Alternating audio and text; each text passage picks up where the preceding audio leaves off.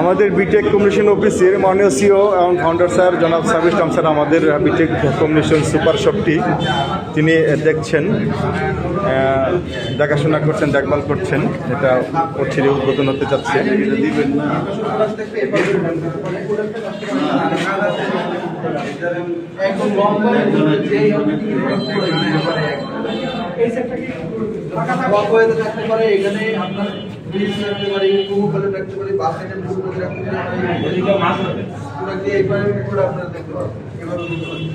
আইল্যান্ডে হচ্ছে এখানে